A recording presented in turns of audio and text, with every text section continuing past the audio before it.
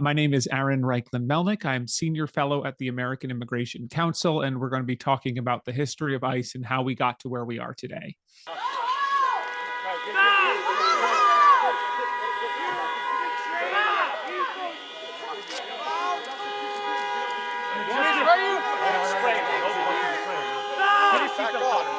Back off, guys. Let them work. Back off. Arresting is the true American hero. Off the street. Back it up. Fucking Nazi. Off the street. He is the true American hero for trying to stop.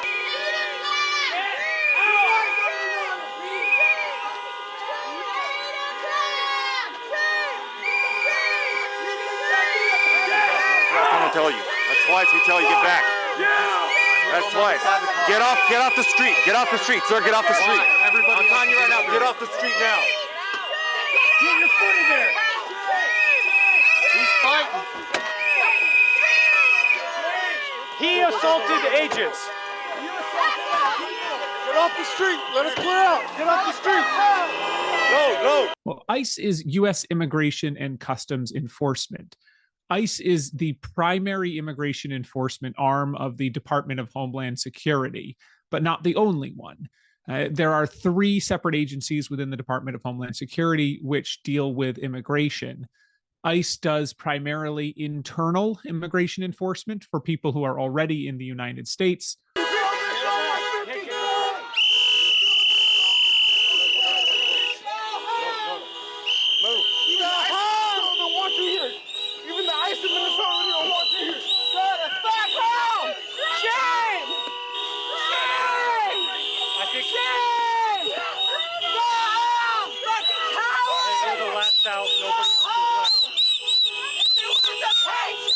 Legally, ICE agents are allowed to use force, but that has to be a reasonable degree of force. And the same use of force laws apply to ICE officers as they apply to any federal law enforcement officers. For example, deadly force, such as firing a gun, may only be used when it is in response to an imminent threat of deadly force used by someone else. So, broadly speaking, ICE officers do have legal authority to use force when conducting arrests, but are still limited by the requirement that that force be reasonable and proportionate. And I think we have seen over the last few months many cases where immigration officers have not used reasonable or proportionate force in response to perceived or even non-existent threats.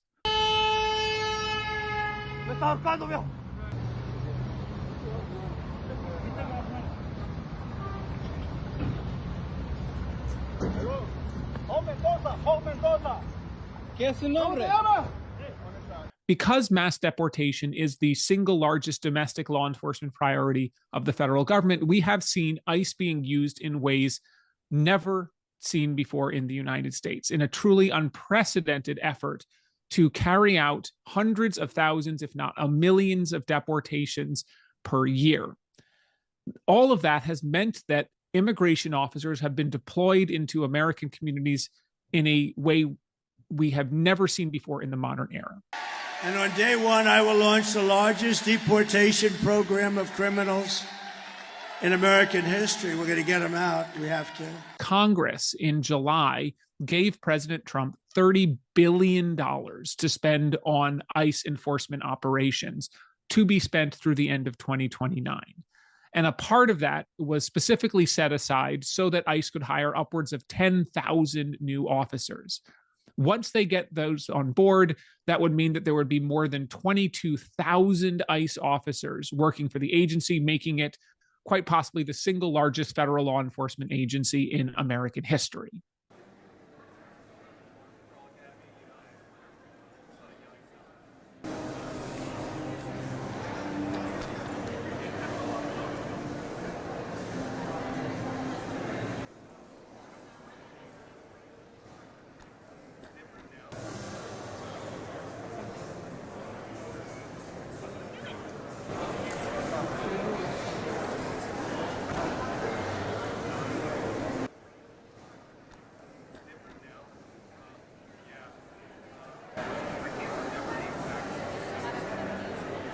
The Trump administration has been clear that they just want warm bodies filling those seats. And they have not been particularly cautious about who they hire to take these jobs. They have deliberately lowered standards, including expanding the age range at which people can be hired, made sure that there is no requirement of any college degree. And in many cases, they have begun training people before their background checks are even complete, leading to situations where people with serious criminal records have made it into the early days of training before a background check actually was run, and it was determined that the person was ineligible for the job.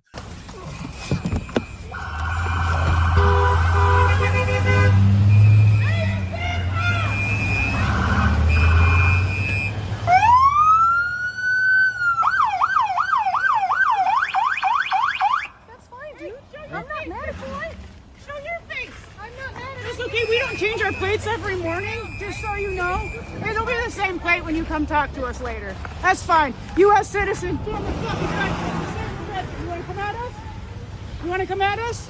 I say go get yourself some lunch, big boy. Go ahead. Out of the car. Get out of the fucking car. Get out of the car. Oh!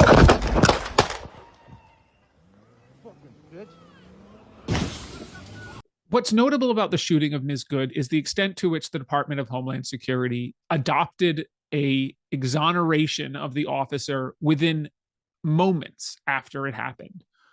Less than 2 hours after the shooting occurred, the Department of Homeland Security declared that Ms. Good was a domestic terrorist who had deliberately tried to run down the officer, even though no formal investigation had yet to be carried out, and many of the video clips of the actual shooting had yet to be revealed publicly. So this is in total contradiction to normal government policy surrounding shootings. But in my opinion, she was an agitator, a very high-level agitator, so professional. She wouldn't stop screaming. I said, this isn't a normal situation. This is a professional troublemaker. Because you heard it and I had it. Now, I will say this. The news sort of turned her down, turned her off, because you're trying to watch. She was so loud and so crazy and just not normal. When somebody sees something like that, they don't go screaming and the same words. So I guess you could say professional, but I didn't think she did a very good job. You have agitators, and we will always be protecting ICE, and we're always going to be protecting our Border Patrol and our law enforcement.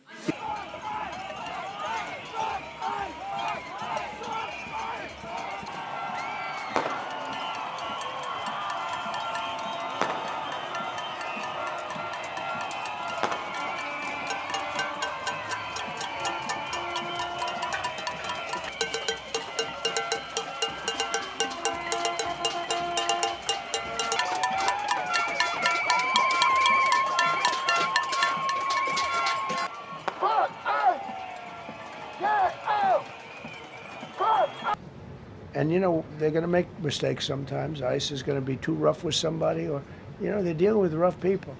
They're going to make a mistake sometimes. It can happen. We feel terribly.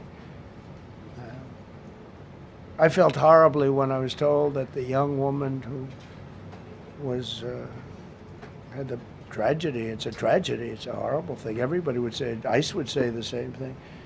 But when I learned her parents, and her father in particular I hope he still is, but I don't know, was a tremendous Trump fan.